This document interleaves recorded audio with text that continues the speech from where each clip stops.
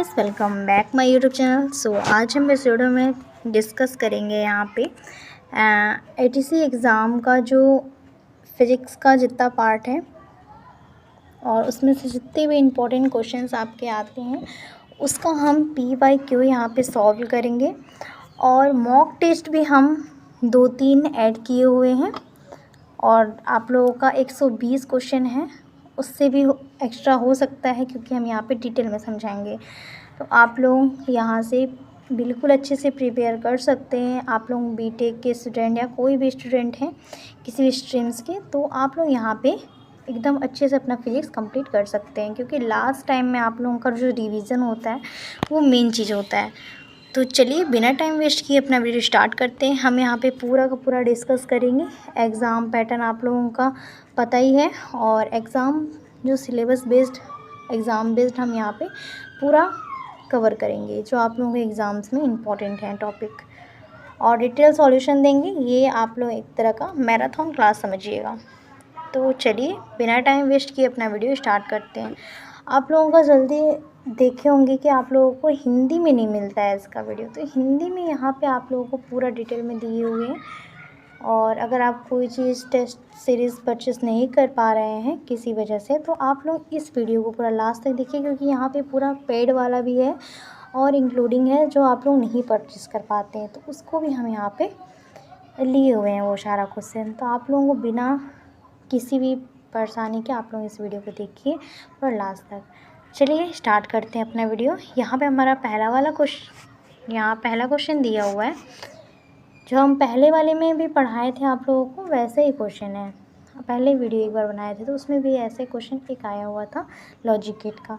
तो आप लोग उपरोक्त सतत सारणी, ये जो सारणी दिया हुआ है इसमें संबंधित है, इसमें संबंधित आप लोगों को देखना है। तो इसमें से और गेट आप लोगों का संबंधित है। अब इसको आप लोगों को समझाते हैं कि कैसे इनपुट और आउटपुट क्या है, तो इसको देखते हैं। इसका आंसर हमारा और गेट है। चलिए देखते हैं यहाँ पे और गेट का हमारा सदिश सारणी क्या होता है। तो और गेट में हमारा होता है AB, ये इनपुट का है और आउटपुट का हमारा Y निकलता है। तो 0 0 अगर रहेगा तो हमारा 0 आएगा, 0 1 रहेगा तो इसका हमारा आउटपुट क्या होगा, 1 आएगा। इसका इनपुट अगर 1 और 0 रहेगा तो 1 आएगा, 1 1 रहेगा तो 1 आएगा। मतलब इसमें आप लोगों को ये देखना है कि बस 0 जहाँ दिया रहे, अगर वो और गेट है जिसमें 0 दिया रहे तो आप लोग वहाँ पे बस 0 लगाएंगे और कुछ नहीं, बाकी में आप लोगों का 1 ही रहेगा। आप लोगों को बस यही ध्यान देना है। और गेट में नैंड गेट है तो नैंड गेट में आप लोगों को क्या करना है, एंड गेट में आप लोगों को इनपुट में देखना है और आउटपुट में। इनपुट में आप लोगों को क्या देखना है, इसमें भी आप लोगों को बस जो 0 0 था वहाँ पे हमारा 0 लग रहा था और में। अब यहाँ पे हमारा क्या होगा, जहाँ आप लोगों का 1 1 है, ठीक, जहाँ आप लोगों का इनपुट में 1 1 है वहाँ पे आप लोगों का 1 हो जाएगा एंड गेट में। आप लोग इसको ध्यान से देखिएगा, ध्यान से समझिएगा क्योंकि बाकी में आप लोगों का 0 है, ठीक। और में हम क्या बताए हैं, और में हम बताए हैं 1 को, यहाँ पे 0 को देखना है 0 0, और यहाँ पे आप लोगों को एंड में देखना है 1, ठीक, 1 1 जो 1 होगा। और आप लोगों को हम यहाँ पे लॉजिकली बता रहे हैं, इसमें आप लोगों को ये नहीं बता रहे कि आप लोगों को ऐसे याद करना है, आप लोगों को लॉजिकली बता रहे हैं, समझा रहे हैं। इस वीडियो को आपको पूरा अच्छे से देखना है क्योंकि इसके बाद आप लोगों को दोबारा ना देखना हो कोई चीज़ के लिए, और गेट नैंड गेट के लिए, ठीक। नॉट गेट में हम क्या करेंगे, नॉट गेट में हमें बस 2 ही चीज़ देखना रहता है। यहाँ पे देखेंगे नॉट गेट में, इसका हम जस्ट अपोजिट कर देंगे। अगर A रहेगा और A बार रहेगा तो उसमें हम क्या करेंगे, इसमें हम 0 का 1 कर देंगे और 1 का 0।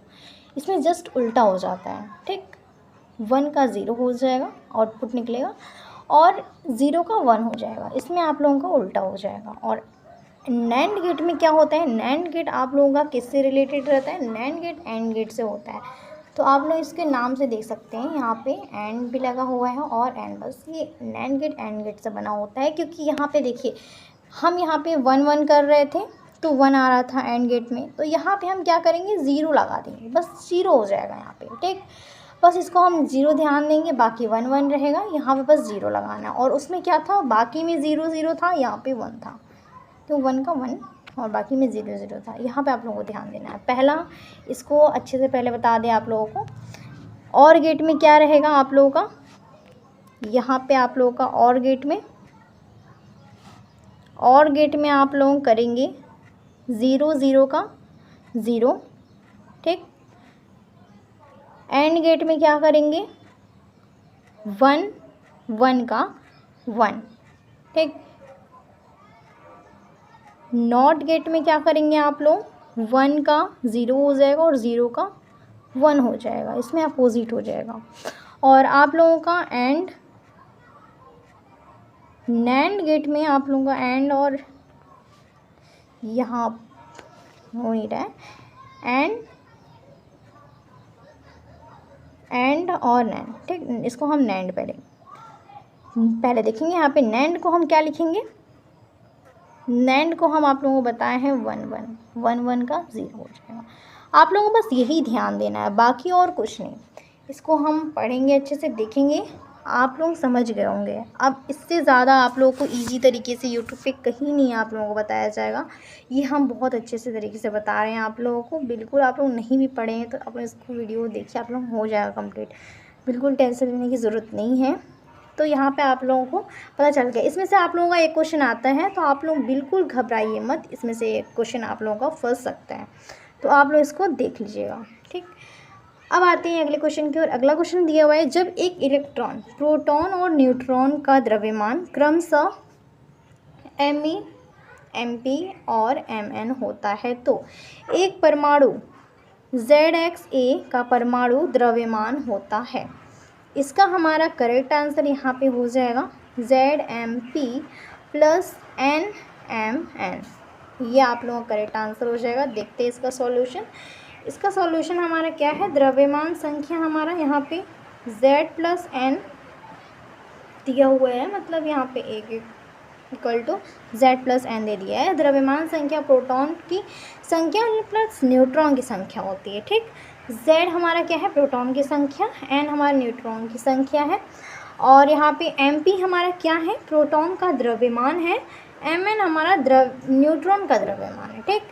तो यहाँ पे mass of proton, mass of neutron, ठीक, यहाँ पे है। इसको हम डायरेक्ट फॉर्मूले पे रखेंगे, इसको सॉल्व कर देंगे, बस बाकी कुछ नहीं करना है। और आप लोग ऐसे भी कर सकते हैं। यहाँ पे आप लोगों को बस यही बताया गया है, पूछा गया है कि इलेक्ट्रॉन, प्रोटॉन, न्यूट्रॉन द्रव्यमान क्रमशः m इतना है, तो परमाणु ZXa का परमाणु द्रव्यमान क्या होगा। इसको हम कैसे बैठाएंगे, कैसे करेंगे, तो इसको हम बस ऐसे ही देखिए, ZMP प्लस NMN, ये हमारा क्या है, आप लोगों को बता दिए यहाँ पे कि Z हमारा प्रोटॉन की संख्या है, N हमारा न्यूट्रॉन की संख्या है, MP हमारे यहाँ पे मास ऑफ प्रोटॉन है, Mn हमारा मास ऑफ न्यूट्रॉन है, ठीक। मास ऑफ प्रोटॉन है, यहाँ पे मास ऑफ न्यूट्रॉन है, ठीक। इसको हम देखेंगे, Mn हमारे यहाँ पे ये सब सॉल्व कर दिया गया है, इसको हम बस यहाँ पे लिख देंगे, बस बाकी कुछ नहीं है इसमें। इसको आप करेक्ट आंसर लगा देंगे। अब क्यों आते हैं, नेक्स्ट क्वेश्चन दिया हुआ है, डबल लिस्ट में फ्राउनहोफर विवर्तन प्रकाश की तरंगदैर्घ्य लैम्डा का उपयोग करके देखा जाता है। प्रत्येक लिस्ट की चौड़ाई a है और दो लिस्ट के बीच अपारदर्शी हिस्से की चौड़ाई b है। विवर्तन पैटर्न में किसी भी दो क्रमागत अधिकतम के बीच कोणीय पृथक्करण कितना होगा। इसका हमारा यहाँ पे देखेंगे correct answer lambda upon bracket A B हो जाएगा यहाँ पे करेक्ट। इसको हम यहाँ पे अगले क्वेश्चन की ओर आते हैं। एक कार एक समान गति से चल रही है। कार के लिए वेग समय आलेख होगा।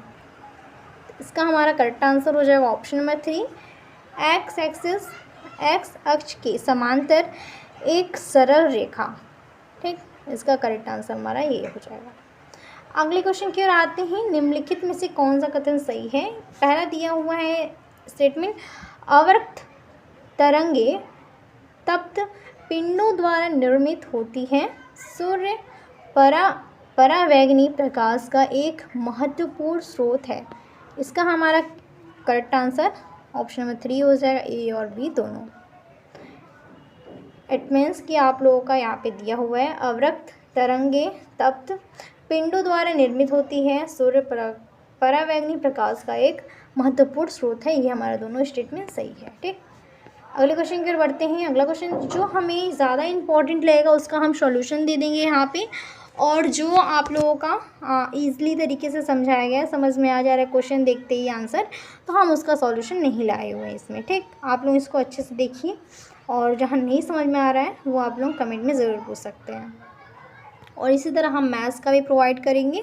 आप लोग कमेंट में बताइए आप लोगों को जो भी वीडियो चाहिए, जिस भी टॉपिक से रिलेटेड, जो भी सब्जेक्ट से, तो हम यहाँ पे प्रोवाइड करेंगे, और आप लोग हमें कमेंट में बताइए जल्दी। चलिए अगले क्वेश्चन की ओर आते हैं। एक पीतल के वायलर का आधार क्षेत्र 0.2 मीटर स्क्वायर और मोटाई 1.0 सेंटीमीटर है। यह गैस स्टोव पर रखे जाने पर 6.0 किलोग्राम मिनट की दर से पानी उबलता है। बॉयलर के संपर्क में लौ के हिस्से के तापमान की गणना करें। साथ ही जिस तापमान पर पानी उबलता है वह 100 डिग्री सेल्सियस है। पीतल की तापीय चालकता ये 109 joule second inverse metre inverse kelvin, यहाँ पे इनवर्स दिया हुआ। पानी की वाष्पीकरण की ऊष्मा यहाँ पे आप लोगों का दर्शाया गया है। ठीक, अब इसको हम सॉल्व करेंगे, तो यहाँ पे आप लोगों का 203.48 डिग्री सेल्सियस दिया हुआ है सेंटीग्रेड।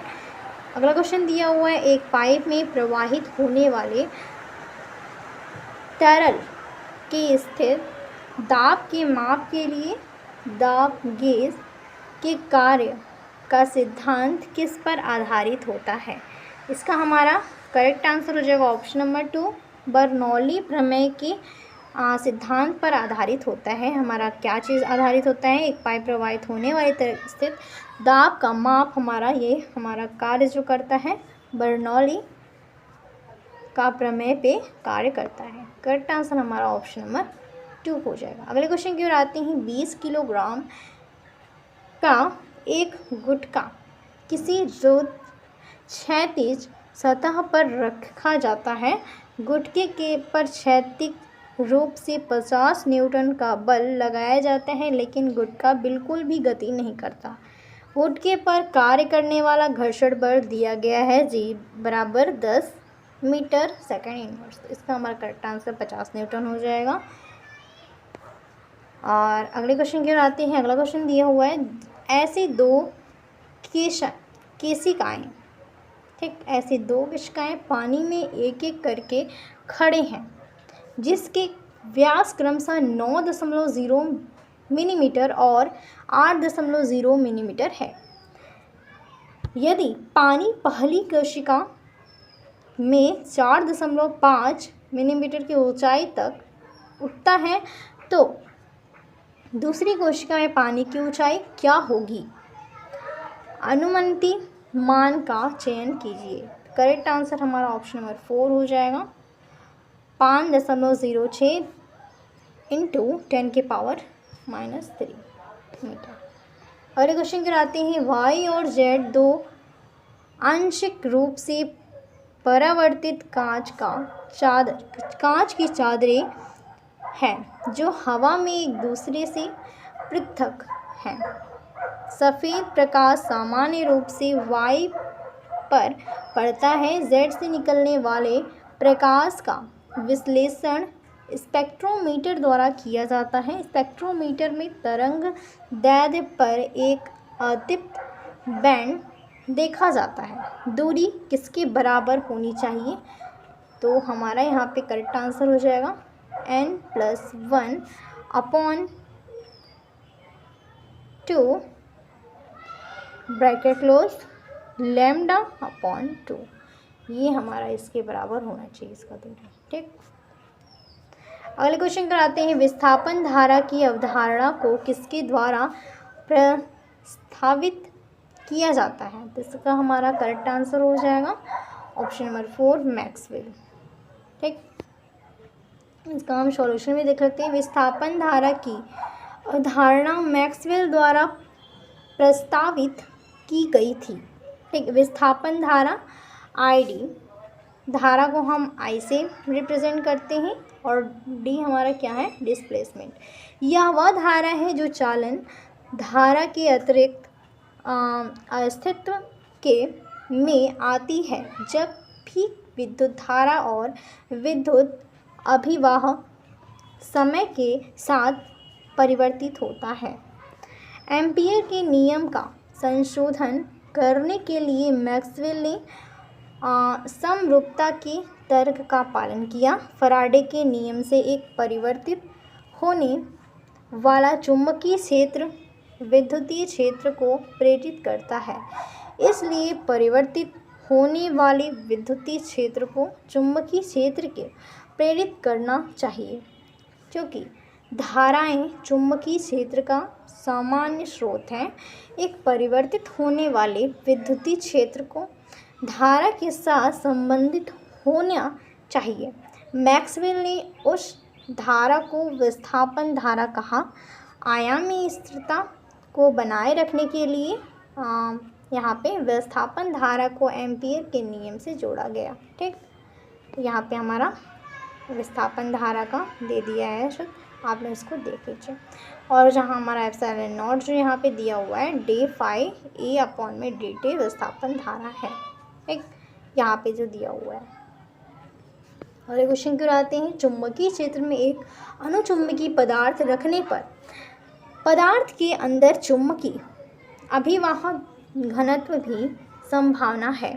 ठीक, बढ़ने का संभावना है। यहाँ पे correct answer option number A हो जाएगा। अगले क्वेश्चन क्यों आते हैं, इसका अगर सॉल्यूशन देख लेते हैं। हाँ, सॉल्यूशन इसका दिया हुआ है, अनुचुंबकीय पदार्थ वे हैं जो चुंबकीय क्षेत्र की दिशाएं में यहाँ पे दिशा कमजोर चुंबकीकरण का विकास करते हैं। ठीक, ऐसे पदार्थ चुंबक द्वारा मजबूत रूप से आकर्षित होते हैं और चुंबकीय क्षेत्र के कमज़ोर से मजबूत हिस्सों में चले जाते हैं। चुंबकीय संवेदनशीलता छोटी और धनात्मक है, यानी 0 x1।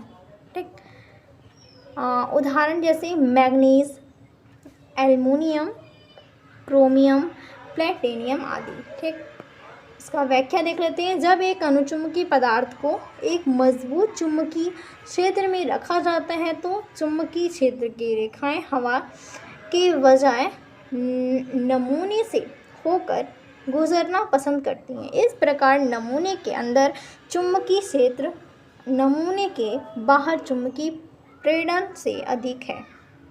विषम चुंबकीय पदार्थ क्या होता है? विषम चुंबकीय पदार्थ वे हैं जो चुंबकीय क्षेत्र के विपरीत दिशा में कमज़ोर चुंबकीय करण विकसित करते हैं। इस तरह के पदार्थ चुंबक द्वारा कमज़ोर रूप से विकसित किए जाते हैं। ठीक, विकसित किए जाते हैं और चुंबकीय क्षेत्र के मजबूत से कमज़ोर हिस्सों में चले जाते हैं। चुंबकीय संवेदनशील छोटी वही बात है, यहाँ पे ऋणात्मक होती है। ठीक, और इसका हमारा उदाहरण क्या है? विस्मत, तांबा, सीसा, जस्ता, ये हमारा क्या है? विषम चुंबकीय पदार्थ। लौह चुंबकीय पदार्थ क्या होता है? लौह चुंबकीय पदार्थ वे हैं जो चुंबकीय क्षेत्र की दिशा में मजबूत चुंबकीकरण विकसित करते हैं। वे एक चुंबक द्वारा दृढ़ता से आकर्षित होते हैं और चुंबकीय क्षेत्र के कमज़ोर से मजबूत हिस्से में चले जाते हैं। ठीक, अगले क्वेश्चन की ओर आते हैं। 8A की धारा प्रवाहित करने वाले और 0.15 T के एक समान चुंबकीय क्षेत्र की दिशा के साथ 30 डिग्री का कोण बनाने वाले तार पर प्रति इकाई लंबाई नैनोमीटर चुंबकीय बल का परिणाम क्या होगा? इसका हमारा करेक्ट आंसर 0.6 हो जाएगा, ऑप्शन नंबर 3। इसका हमारे यहाँ पे सॉल्यूशन दिया हुआ है, दिया गया है तार की, यहाँ पे तार की धारा मतलब I बराबर 8A, ठीक। चुंबकीय क्षेत्र B हमारा दिया हुआ है 0.15 T। कोड हमारा दिया हुआ है थीटा बराबर 30 डिग्री,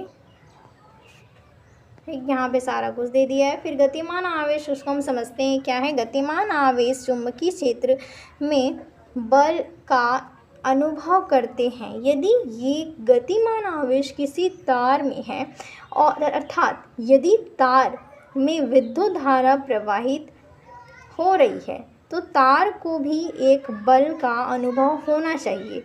मतलब जो तार है उसमें विद्युत धारा प्रवाहित हो रही है तो उसमें उस तार में भी बल का अनुभव होना चाहिए। इसलिए चुंबकीय क्षेत्र में विद्युत धारा प्रवाहित तार के क्षेत्र के कारण बल का अनुभव होना चाहिए। वह चुंबकीय बल का एक प्रकार दिया गया है, ठीक। एक प्रकार दिया गया है ये F बराबर BI L sin थीटा।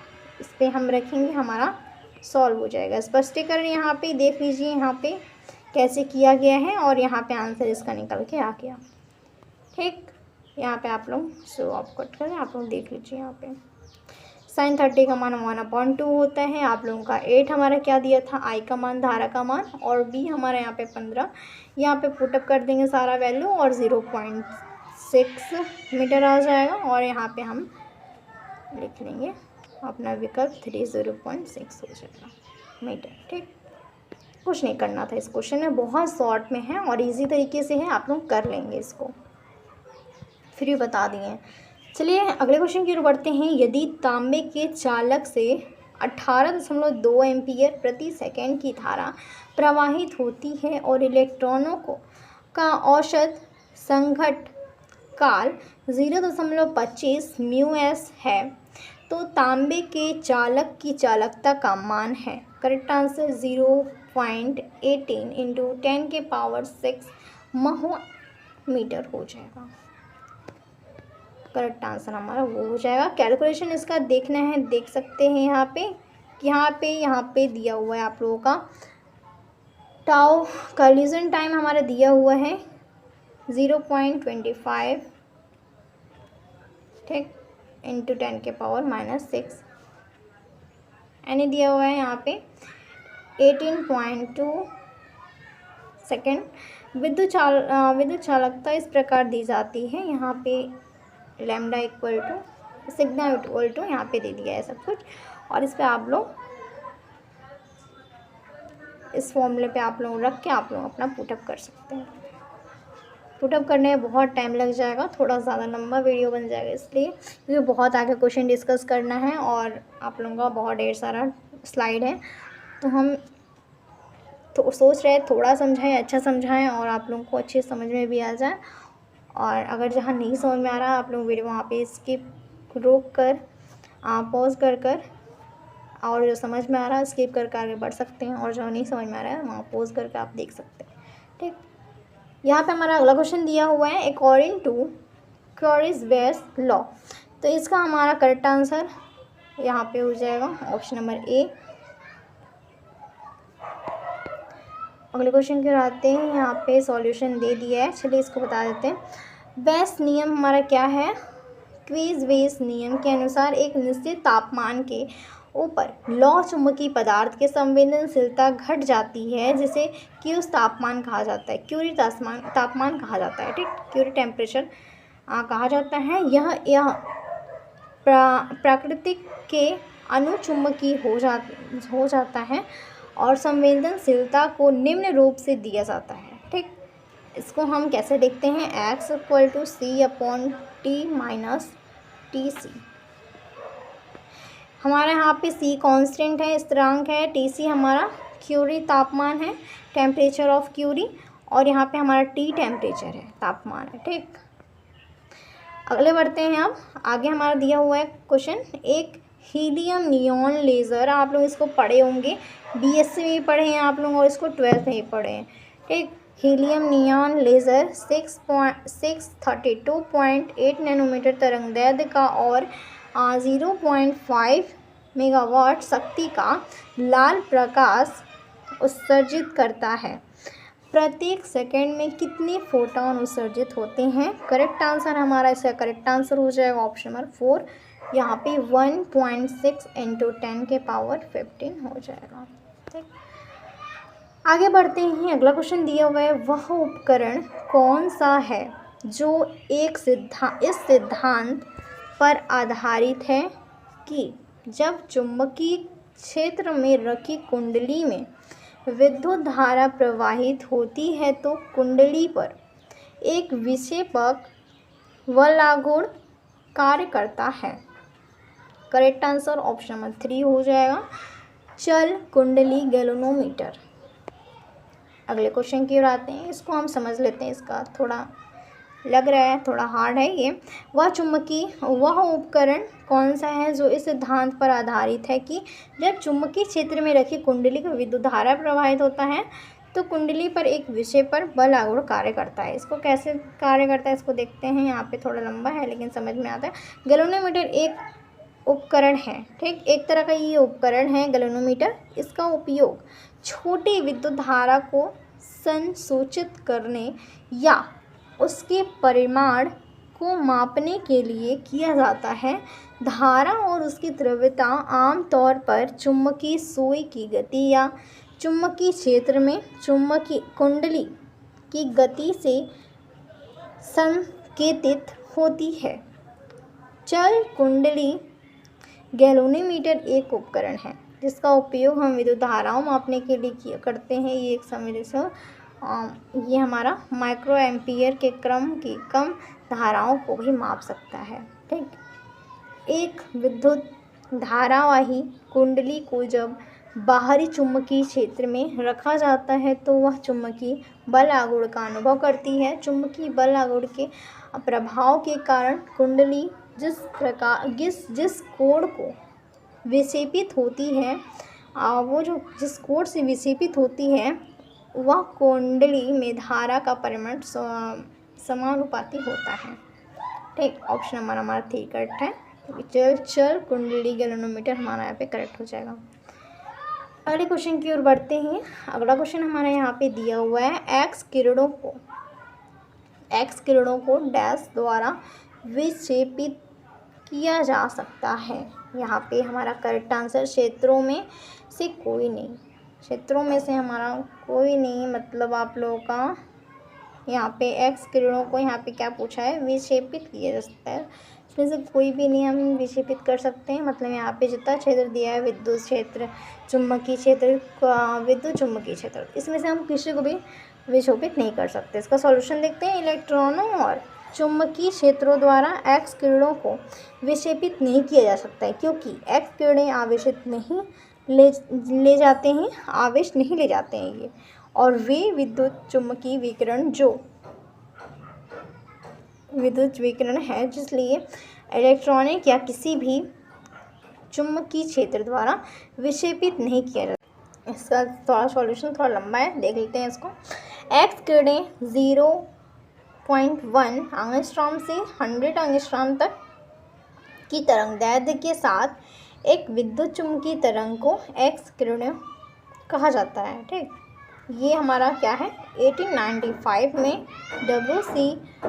रांटकन द्वारा एक्स किरणों की खोज की गई थी। इसके बाद उन्हें 1901 में नोबेल पुरस्कार से सम्मानित किया गया था, जो विकल्प 4 सही है। इन्होंने नए अज्ञात प्रकार के विकिरण एक्स के किरणों के नाम दिए। आप लोग ये समझ लीजिए कि जितने भी क्षेत्र हैं उसको एक्स किरण उसको प्रभावित नहीं करता है। ठीक, बाकी ये सब आप लोगों का है, इसको आप लोग पढ़ लीजिएगा। चलिए आते हैं अपने अगले क्वेश्चन की ओर। अगला क्वेश्चन यहाँ पे हमारा दिया हुआ है 1.67 × 10⁻⁻27 किलोग्राम की विराम द्रव्यमान वाला एक प्रोटॉन 0.6 की गति के साथ एक त्वरक में चलता है। इसकी कुल ऊर्जा इतना दिया हुआ है, C = 3 × 10⁸ मीटर सेकेंड। तो इसका करेक्ट आंसर हमारा ऑप्शन नंबर ए हो जाएगा, 1 हो जाएगा। इसका हमारा सॉल्यूशन देख लेते हैं। वेग के साथ द्रव्यमान की भिन्नता। क्लासिकल भौतिकी के अनुसार किसी पिंड का जड़त्वीय द्रव्यमान प्रकाश के वेग से स्वतंत्र होता है। यह एक स्थानांतरांक के रूप में माना जाता है। हालांकि सापेक्षता का विशेष सिद्धांत हमें वेग के साथ द्रव्यमान की विभिन्नता की अवधारणा की ओर ले जाता है। सापेक्षता के विशेष सिद्धांत से यह निष्कर्ष निकलता है कि किसी पृष्ठ के सापेक्ष वेग v से गतिमान किसी पिंड का द्रव्यमान m है। जब वह विरामावस्था में होता है तब उसके m 0 से बड़ा होता है। ठीक।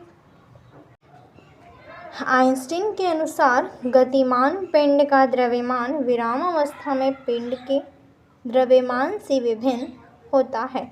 मतलब m बराबर m0 upon √1 - v² upon c²।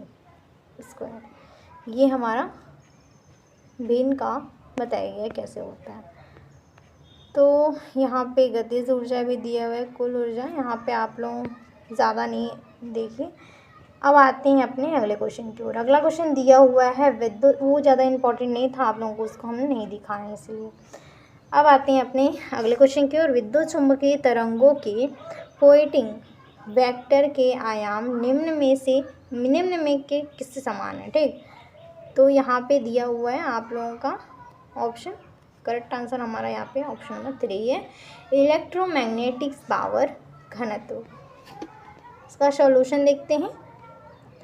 Poynting vector हमारा इसमें कहा गया है कि किसी भी बिंदु पर विद्युत क्षेत्र वेक्टर E और चुंबकीय क्षेत्र वेक्टर H का क्रॉस उत्पाद उस बिंदु पर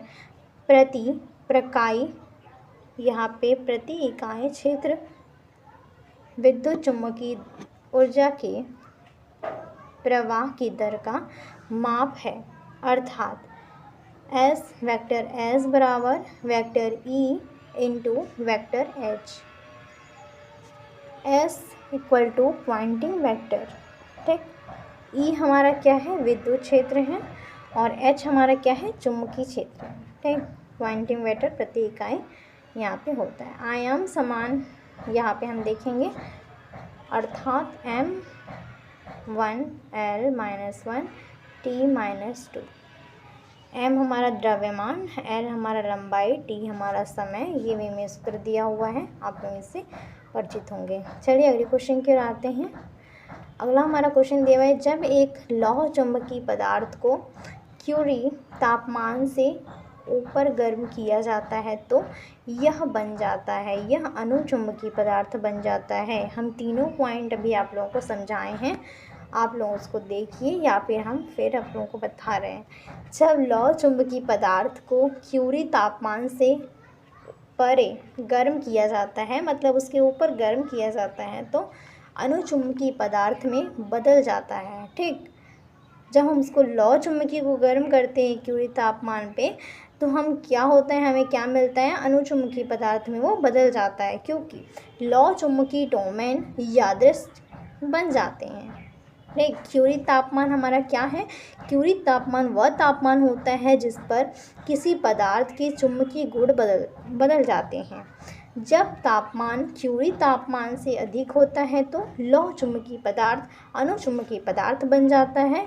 यहाँ x के रूप में चुंबकीय संवेदनशीलता नाम T टेम्परेचर बना है, आप यहाँ पे देख सकते हैं क्यूरी टेम्परेचर। लौह चुंबकीय बता चुके हैं, लेकिन फिर बता दे रहे हैं, लौह चुंबकत्व चुंबकीय डोमेन की उपस्थिति में होता है जो चुंबकीय पदार्थों में समान दिशा में संरेखित होते हैं। लौह चुंबकीय पदार्थों को कुछ समय सामान्य उदाहरण लोहा, निकेल, कोबाल्ट, धात्विक मिश्रण आदि धातु जैसे होते हैं। ठीक। प्रतिचुम्बकी क्या होता है? प्रतिलौ चुम्बकी आप लोगों को भी नहीं बताएं, प्रतिलौ चुम्बकी आप लोग देख लीजिए। प्रतिलौ चुम्बकी डोमेन की उपस्थिति में होता है जो चुम्बकीय पदार्थों में विपरीत दिशा में रेखित होते हैं। इन विपरीत चुम्बकीय डोमेन में बराबर चुम्बकीय आघूर्ण होता है जो रद्द हो जाते हैं। चुम्बकीय के क्योंकि विपरीत दिशाओं में होते हैं ये चुम्बक के, और ये हमारा यह पदार्थों के कुल आघूर्ण को शून्य कर देता है। इस प्रकार के पदार्थ को अनुप्रतिलौ चुम्बकीय के रूप में जाना जाता है। ठीक, अब आते हैं यहाँ पे आप लोगों को बताया भी गया है कि स्थायी द्विध्रुव प्रतिवेश द्विध्रुव के बीच आकर्षण। ठीक, ये सारा कुछ आप लोगों को दिया हुआ है, आप लोग इसको स्क्रीनशॉट ले सकते हैं, इसको आप लोग पढ़ लीजिएगा। अगले क्वेश्चन की ओर आते हैं। अगला क्वेश्चन हमारा यहाँ पे दिया हुआ है, एक रस्सी के सिरे से बंधे हुए 0.3 किलोग्राम द्रव्यमान के एक पत्थर को एक क्षैतिज समतल पर 20 परिक्रमण मिनट की गति से 1.2 मीटर त्रिज्या के एक वृत्तीय में घुमाया जाता है। रस्सी में तनाव क्या है? यदि रस्सी 100 न्यूटन से अधिकतम है तो तनाव को झेल सकती है, तो वह अधिकतम गति क्या है जिस पर पत्थर को चारों ओर घुमाया जा सकता है? इसका हमारा करेक्ट आंसर पहले देख लेते हैं क्या है। करेक्ट आंसर 4 है, 1.57 न्यूटन 20 मीटर प्रति सेकेंड है। ठीक, इसको हम समझते हैं क्या इसमें पूछा गया। जब कोई पिंड वृत्तीय गति करता है तो इस पर 2 बल कार्य करते हैं। जब कोई पिंड जो वृत्तीय गति करता है उस पर 2 बल हमारे कार्य करते हैं। कौन कौन से? अभिकेंद्र बल और अपकेंद्र बल। अभिकेंद्र बल क्या होता है? किसी पिंड के वृत्तीय गति में विद्यमान रहने के लिए अभिष्ट बल है। यह बल वस्तु के वेग की दिशा को बदलता है। और ये जो हमारा विकेंद्र बल है ये वस्तु की दिशा को बदलता जाता है। ठीक, अपकेंद्रीय बल क्या होता है? वृत्तीय गति में एक क्षण बल है जो त्रिज्या के अनुदिश कार्य करता है और वृत्त केंद्र की दूरी निर्देशित होता है। ठीक, यहाँ पे दिया हुआ है F बराबर mr ओमेगा स्क्वायर, जहाँ V equal to R into omega. गणना हमारा दिया हुआ है, यहाँ पे देख लीजिए सॉल्यूशन दिया गया है। m बराबर 3 किलोग्राम, R हमारा 1.2 मीटर, V हमारा क्या है 20 परिक्रमण मिनट। तो यहाँ पे इस पर हम सॉल्व करेंगे, रखने के बाद आंसर हमारा यहाँ पे 1.57 न्यूटन आ जाएगा। ठीक, अब आते हैं अगले क्वेश्चन की ओर। अगला क्वेश्चन हमारे यहाँ पे दिया हुआ है, नीचे दी गई आकृति 0.6 द्रव्यमान गेंद को 2 दीवारों के बीच 2 सेंटीमीटर की दूरी से अलग करते हुए दिखाती है। गेंद हर 2 सेकंड में एक समान वेग से दीवारों के बीच रिबाउंड करती है। प्रत्येक आवेग का परिमाण ज्ञात कीजिए। ठीक, इसका हमारा आंसर है 120 इंटू 10⁻⁻4 किलोग्राम मीटर प्रति सेकेंड। अगले क्वेश्चन की ओर आते हैं। अगला क्वेश्चन हमारा यहाँ पे दिया हुआ है, ये भी आप लोगों का वही चीज़ है, इसी क्वेश्चन को रिपीट कर दिया गया है, इसको हम समझ लेते हैं। आवेग से समय के संबंध में बल के समाकलित घटक के रूप में परिभाषित किया गया है। यह एक सदिश राशि है। इसे समय के संबंध में रैखिक संवेग p में परिवर्तन के रूप में भी परिभाषित किया गया है। करेक्ट आंसर यहाँ पे J equal to F into dt बराबर डेल्टा P। ठीक, इसके हुए फ्रेस्नेल की द्वि प्रिज्म प्रयोग के में यदि स्लिट के बीच की दूरी क्रमशः बढ़ जाती है तो प्राप्त व्यक्तिकरण फ्रिंज पैटर्न में फ्रिंज चौड़ाई, इसका हमारा करेक्ट आंसर घटेगी। इसकी चौड़ाई क्या होगी? घटेगी। करेक्ट आंसर हमारा ऑप्शन नंबर ए है। इसको समझ लेते हैं। फ्रेनेल द्विप्रिज्म क्या होता है? यह बहुत छोटे कोण पर दो आधार वाले पतले प्रिज्म को जोड़कर प्रकाश व्यक्तिकरण उत्पन्न करने का एक प्रकाशीय उपकरण है। ठीक, जब द्विप्रिज्म के सामने एक वर्णी प्रकाश के स्रोत रखा जाता है तो दो संगत आभासी स्रोत उत्पन्न होते हैं। सीमित क्षेत्र में द्विप्रिज्म के पीछे व्यक्तिकरण फ्रिंज उत्पन्न होते हैं और नेत्रक की मदद से देख सकते हैं।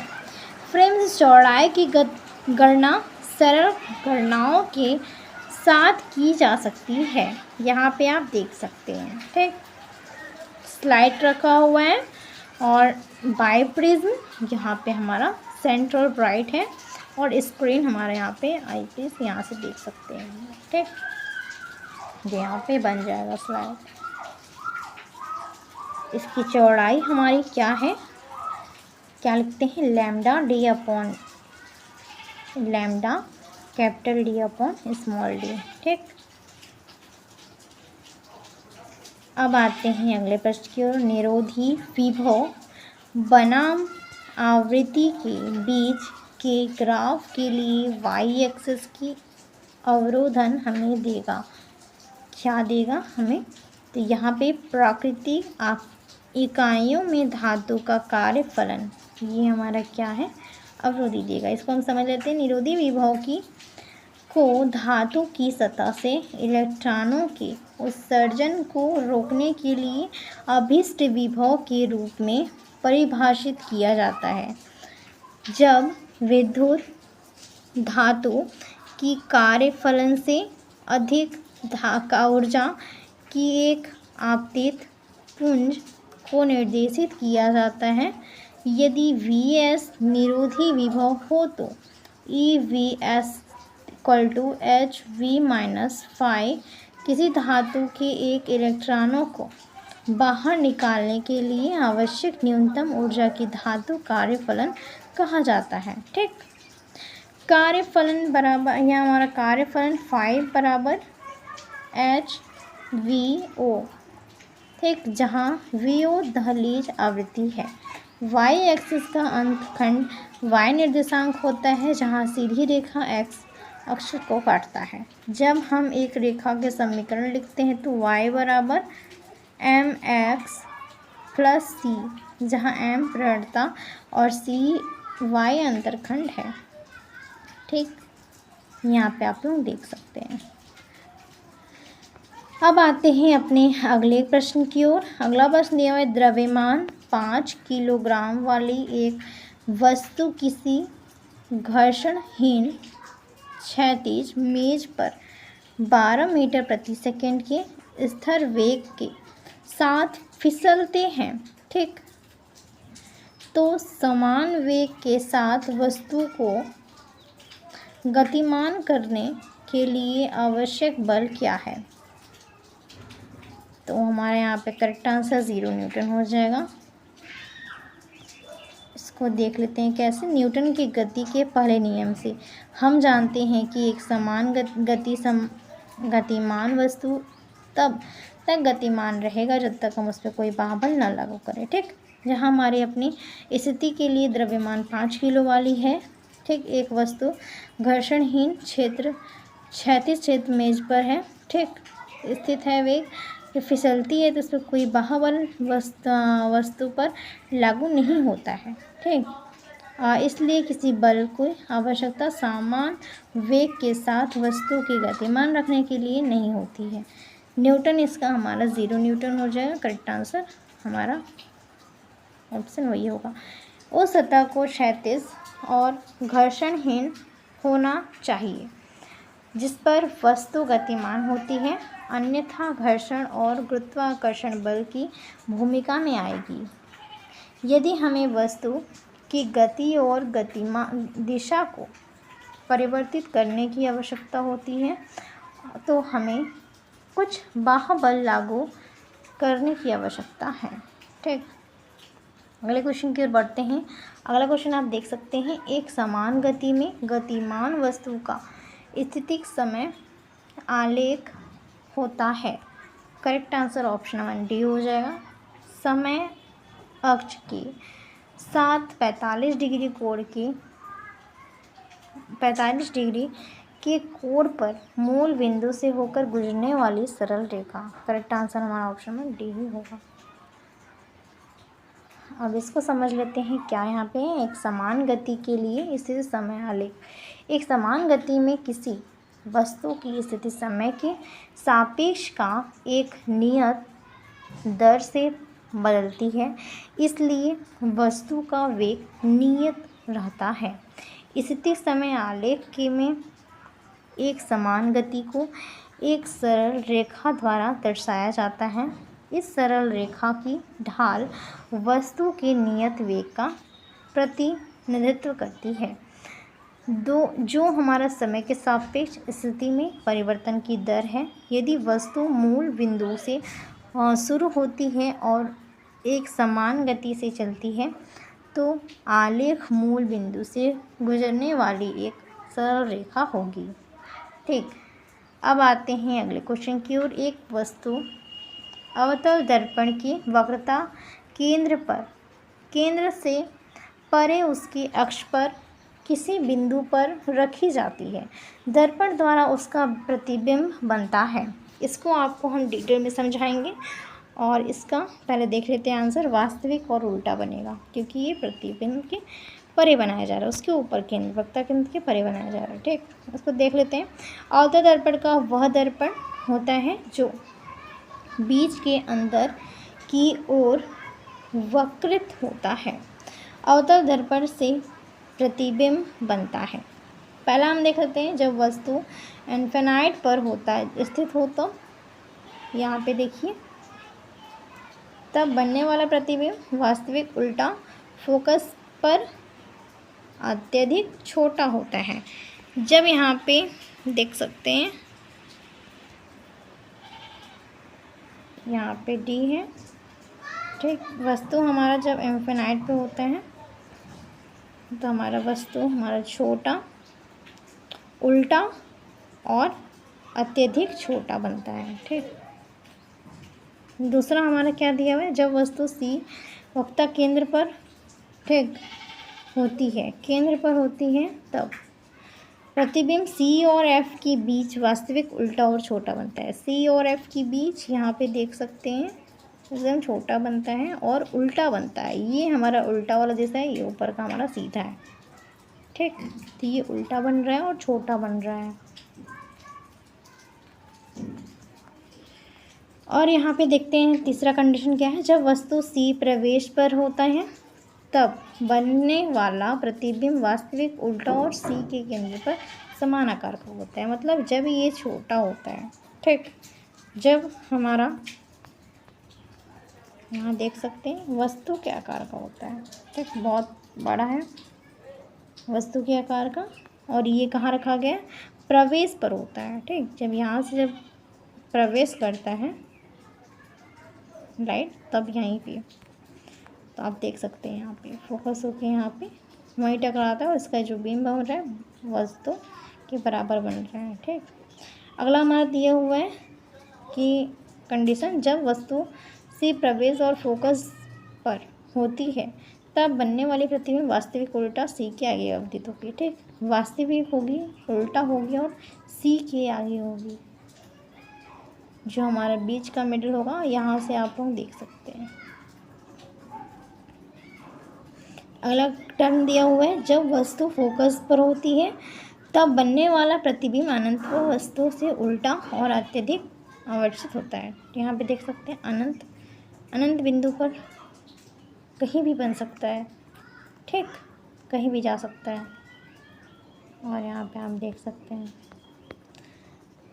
और छठवां कंडीशन दिया है, जब वस्तु F फोकस और P ध्रुव मतलब पोल ठीक पर होती है तो बनने वाला प्रतिबिंब हवा से सीधा और दर्पण के पीछे अवधित होती है। ठीक, मतलब यहाँ पे आपको दिखेगा प्रतिबिंब के पीछे।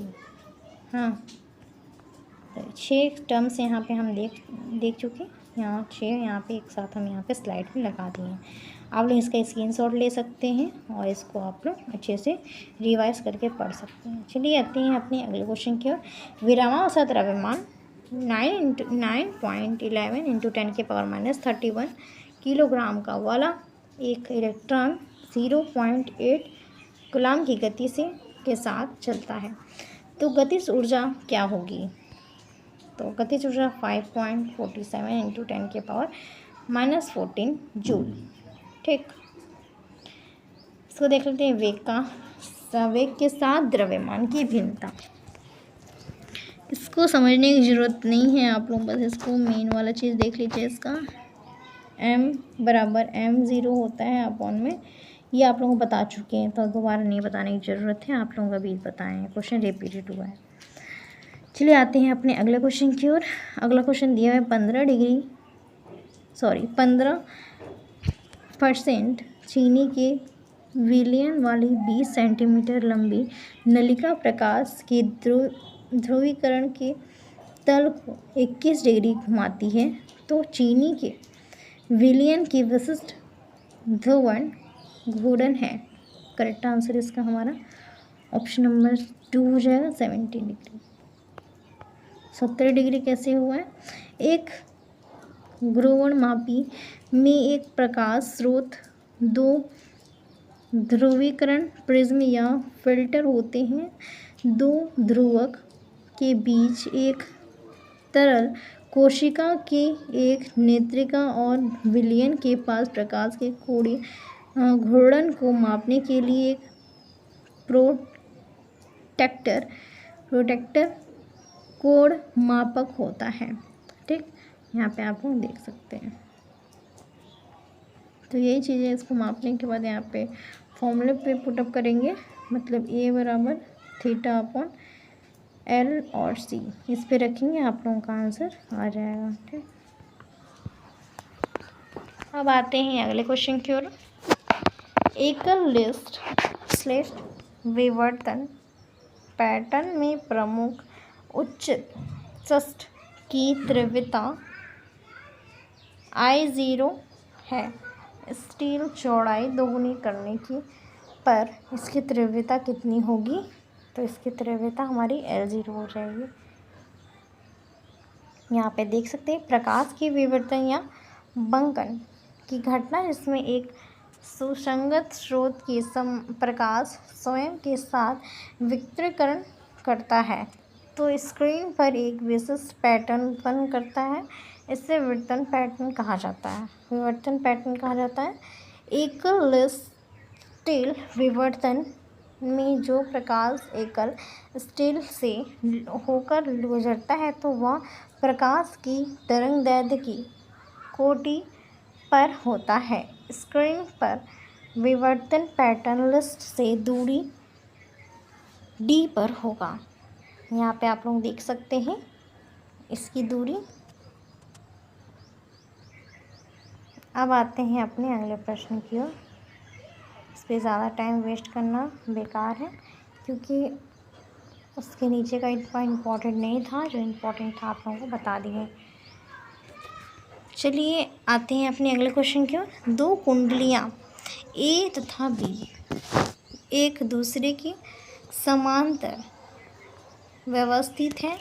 जब कुंडली B में धारा 20 एंगस्ट्रॉम से S की दर से बढ़ती है और कुंडली A में प्रारंभिक धारा 0 होती है, तो कुंडली A में प्रेरित विद्युत वाहक पर 100 वोल्ट होता है, जो 2 कुंडली का पारस्परिक प्रेरकत्व कितना होगा? करेक्ट आंसर ऑप्शन नंबर 4 हो जाएगा 5 है।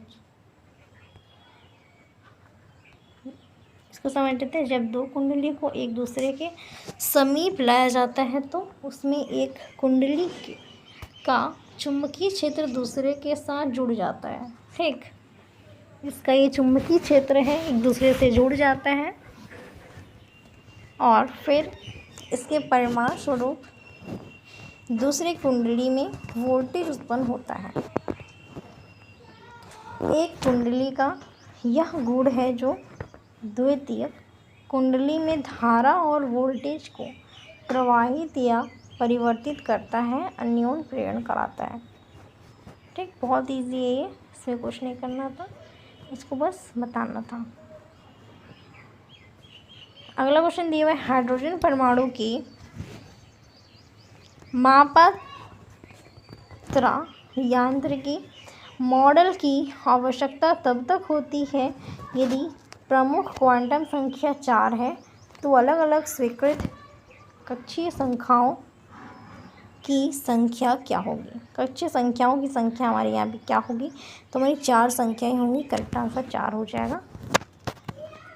अब बढ़ते हैं आगे जल्दी जल्दी, क्योंकि यहाँ पे हमारे पास टाइम बहुत कम है और क्वेश्चन ज़्यादा हैं, तो हम यहाँ पे जल्दी जल्दी क्वेश्चन देख लेते हैं। फिर अगला जो वीडियो आएगा उसमें हम नेक्स्ट लाएंगे। अगर आप लोग चाहेंगे तो फिजिक्स का चलेगा क्लास, या फिर रीजनिंग वगैरह, या जो आप लोग बोलेंगे उससे रिलेटेड हम यहाँ पे क्लास लाएंगे।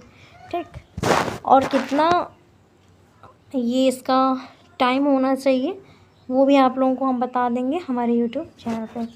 यदि विद्युत, चलिए देखते हैं, यदि विद्युत चुम्बकीय क्षेत्र के आयाम क्रमशः 2.4 × 10⁻², यहाँ पे न्यूटन कूलम्ब माइनस यहाँ पे इन्वर्स है, और 4 × 10⁻³ टेम्परेचर यहाँ पे T है। किसी माध्यम में विद्युत चुम्बकीय तरंग की गति का गणना कीजिए। यहाँ पे आप लोगों को गति का गणना करना है, तो करेक्ट आंसर हमारा ऑप्शन नंबर 1 हो जाएगा, 0.6 × 10⁵। ठीक, अब चलिए आगे आते हैं अपने अगले क्वेश्चन की ओर। अगला क्वेश्चन यहाँ पे दिया हुआ है, एक ट्रेन 36 किलोमीटर प्रति घंटा की गति से 10 मीटर त्रिज्या के गैरवैन वृत्ताकार ट्रैक के साथ चलती है। ट्रेन का द्रव्यमान 10⁶ किलोग्राम है। रेल को खराब होने से बचाने के लिए बैंकिंग के लिए किस कोण की आवश्यकता होती है। मान लीजिए यहाँ पे G बराबर 10 मीटर प्रति सेकेंड स्क्वायर दिया है। ठीक, तो 45 डिग्री हो गया यहाँ पे करेक्ट आंसर। इसको समझ लेते हैं। हम एक गोलाकार ट्रैक पर चलती वस्तु पर बल संतुलित करने के बैंकिंग के लिए अभिव्यक्ति प्राप्त कर सकते हैं। माना Fn ट्रेन की समानता सामान्य प्रतिक्रिया है और थीटा बैंकिंग का कोण है। ठीक, यहाँ पे देख सकते हैं आप लोग, और यहाँ पे हम इस फॉर्मूले का यूज़ करेंगे। हमारे यहाँ पे सॉल्व होके आते हैं अगले क्वेश्चन की ओर। निम्नलिखित में से कौन सा घटना प्रकाश तरंगों की अनुपस्थिति प्रकृति को स्थापित करती है। अनुप्रस्थ तरंगों को कौन सा स्थापित करती है, ध्रुवण। Correct answer option number A हो जाएगा 1, ध्रुवण। अगले क्वेश्चन की ओर आते हैं। निम्नलिखित में से कौन सी घटना वही चीज़ है, ध्रुवण है। रिपीट कर दिया गया क्वेश्चन। अगले क्वेश्चन की ओर आते हैं। मान लीजिए किसी समांतर प्लेट संधारित्र पर 100 वोल्ट V का विभव बनाए रखा जाता है। यदि संधारित्र की प्लेटों और प्लेटों के क्षेत्रफल के बीच की विभाजन की दूरी क्रमशः 5 मिलीमीटर और 25 वर्ग सेंटीमीटर है। 1 माइक्रोसेकेंड μs में समय के लिए विस्थापन धारा की गणना कीजिए। करेक्ट आंसर हमारा ऑप्शन बी हो जाएगा, 0.44 मिली एम्पियर हो जाएगा। अगले प्रश्न की ओर आते हैं। अगला प्रश्न दिया हुआ है, एक पर्यवेक्षक हवा में प्रकाश के लिए एक स्थायी स्रोत की ओर 0.86 सेंटीग्रेड की गति के साथ चलता है। पर्यवेक्षक को प्रकाश की गति कितनी प्रतीत होती है? तो गति हमारा c प्रतीत होता है। करेक्ट आंसर ऑप्शन में हो जाएगा।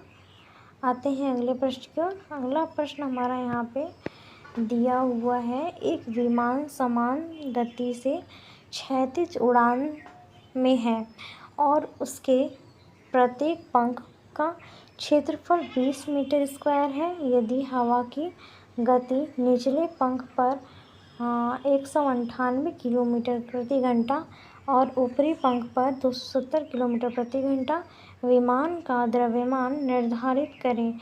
वायु घनत्व बराबर 1 किलोग्राम मीटर क्यूब हो जाएगा। तो यहाँ पे लेंगे 1 किलोमीटर क्यूब लेंगे। यहाँ पे करेक्ट आंसर 5306.1 किलोग्राम हो जाएगा। अब यहाँ पे इसका सॉल्यूशन दिया हुआ है, बहुत लंबा सॉल्यूशन है, आप लोग इसको देख लीजिएगा। अगला क्वेश्चन दिया हुआ है यहाँ पे, न्यूटन के रिंग प्रयोग में तरंग दैर्ध्य लैम्ब्डा के प्रकाश और आर वक्रता त्रिज्या के एक लेंस का उपयोग करके किया जाता है। पांचवें चमकीले वलय की त्रिज्या दूसरे चमकीले वलय की त्रिज्या का n गुना है, तब n कितना है? करेक्ट आंसर हो जाएगा √3। करेक्ट आंसर ऑप्शन में बी हो जाएगा, √2। यहाँ पे अगले क्वेश्चन की ओर आते हैं। अगला क्वेश्चन हमारे यहाँ पे दिया हुआ है, आप लोगों को दिखाते हैं। वे अनुदैर्ध्य तरंगे जिनकी आवृत्तियाँ 20 हर्ट्ज से कम होती हैं वो हमारा क्या होता है? वो हमारा अपश्रव्य तरंगे होती हैं। इसका हम समझ लेते हैं क्योंकि ये इम्पोर्टेंट है, आप लोग एग्ज़ाम पूछते हैं। इसका पॉइंट दिया हुआ है। पहला, ध्वनि तरंगे अनुप्रस्थ अनुदैर्ध्य यांत्रिक तरंगे हैं और आवृत्ति को तरंग चक्रों की संख्या प्रति सेकंड के रूप में परिभाषित किया जा सकता है। ध्वनि तरंगों का वह प्रकाश जिसका आवृत्तियाँ मानव श्रवण के श्रवणीय सीमा से कम होती है उस अपश्रव्य तरंग कहा जाता है। ठीक, यहाँ पे आवृत्ति को उसकी आवृत्ति सीमा के आधार पर 3 श्रेणियों के विभाजन किया जा सकता है। श्रव्य श्रेणी, श्रव्य तरंग, ध्वनि तरंग। मतलब इस तरंग की आवृत्ति में सीमा 20 हर्ट्ज से 20,000 मनुष्य प्रकाश तरंगों के आसानी से पता लगा सकते हैं। 20,000 तक रहता है इसका। ठीक, अब श्रव्य तरंग क्या होता है? आवृत्ति सीमा 20 हर्ट्ज से नीचे होता है, जो मनुष्य इसका पता नहीं लगा सकता है। जैसे भूकंप हुआ, समुद्र हुआ, ठीक, ज्वालामुखी विस्फोट हुआ, ये सारा चीज़ हमारा यहाँ पे मनुष्य नहीं पता लगा सकते हैं, अपने कानों से नहीं सुन सकते हैं, इतना ये काम होता है। पराध्वनिक तरंग या पराध्वनि तरंग 20 हर्ट्ज से ऊपर ध्वनि तरंग होता है, जो मनुष्य भी इसका पता नहीं लगा सकते हैं, ये और भी कम होता है। जो हमारा डॉगी होता है, कुत्ता, वो हर चीज़ का पता लगा लेता है, चाहे कितना भी दूर है, कितना भी पास हो। ठीक, अब अगले प्रश्न की ओर आते हैं। अगला प्रश्न हमारे यहाँ पे दिया हुआ, निम्नलिखित में से कौन सा समीकरण ऊर्जा E के एक फोटोन के संवेग P से सही ढंग से दर्शाया गया? तो E और C। ठीक, E/C हमारा करेक्ट आंसर हो जाएगा। अगले क्वेश्चन की ओर आते हैं। एक त्वरित विद्युत आवेश डैश उत्पन्न करता है। तो विद्युत आवेश हमारा क्या उत्पन्न करता है? विद्युत और चुंबकीय क्षेत्र दोनों उत्पन्न करता है। ठीक, ये सब समझाने की जरूरत नहीं है, आप लोग पढ़ चुके हैं। अगला क्वेश्चन कराते हैं। एक प्रकाश की व्यक्तिकरण प्रयोगात्मक सेटअप में देखने गए न्यूटन के छल्ले वलय डैश बिंदुओं के स्थान है। करेक्ट आंसर हो जाएगा ऑप्शन नंबर बी, केवल समान मोटाई। ठीक, अगले क्वेश्चन की ओर पढ़ते हैं। अगला क्वेश्चन हमारा दिया हुआ है यहाँ पे, तारों में ऊर्जा का स्रोत क्या है? तारों में ऊर्जा का स्रोत हमारा है परमाणु संलयन अभिक्रिया। करेक्ट आंसर ऑप्शन 4 है। अगले क्वेश्चन की ओर आते हैं। अगला क्वेश्चन हमारा यहाँ पे दिया हुआ है, तटस्थ अवस्था 1 हाइड्रोजन 1 परमाणु के को 1 पॉजिटिव आयन में परिवर्तित करने के लिए आवश्यक न्यूनतम ऊर्जा क्या होगी? तो 13.6 eV हो जाएगा इलेक्ट्रॉन वोल्ट। अगले क्वेश्चन क्या आते हैं? टंगस्टन स्टील मिश्र धातु का या क्रोमियम इस्पात मिश्र धातु जैसे कठोर चुंबकीय सामग्री को का निर्माण करने में उपयोग किया जा सकता है। तो correct answer option number B हो जाएगा, स्थायी चुंबकीय। अगले क्वेश्चन की ओर आते हैं। अगला हमारा क्वेश्चन यहाँ पे दिया हुआ है। क्रिस्टल की आंतरिक परमाणु संरचना की जांच करने के लिए हम डैश का उपयोग कर सकते हैं। तो हम किसका? एक्स किरणों का उपयोग कर सकते हैं। तो यहाँ पे हम देख लेते हैं इसका सॉल्यूशन। ये लास्ट क्वेश्चन का है। एक्स किरणें गैसों को आयनित करते हैं जिसके माध्यम से वे गुजरती हैं। इसलिए परमाणु संरचना का अध्ययन करने के लिए उपयोग किया जाता है। नर्म एक्स किरण के अधिक तरंगदैर्ध्य और उसकी आवृत्ति होती है। कठोर एक्स किरण निम्न तरंगदैर्ध्य और उसकी उच्च आवृत्ति होती है।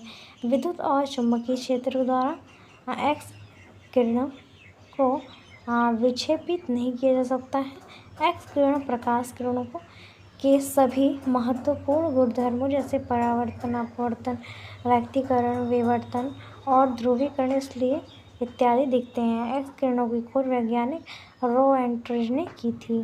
ठीक।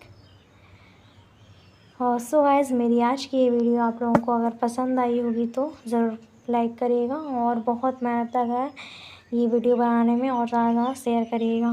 ये बहुत लॉन्ग वीडियो बन गया है और बीच में हम ब्रेक भी नहीं लिए हैं यहाँ, तो आप लोग देख सकते हैं। और आप लोगों को जिससे रिलेटेड वीडियो चाहिए हम यहाँ पे प्रोवाइड कर देंगे। आप लोग हमें कमेंट में ज़रूर बताइएगा और जो लास्ट तक वीडियो पूरा देखा है वो लास्ट में थंब ज़रूर भेजिएगा।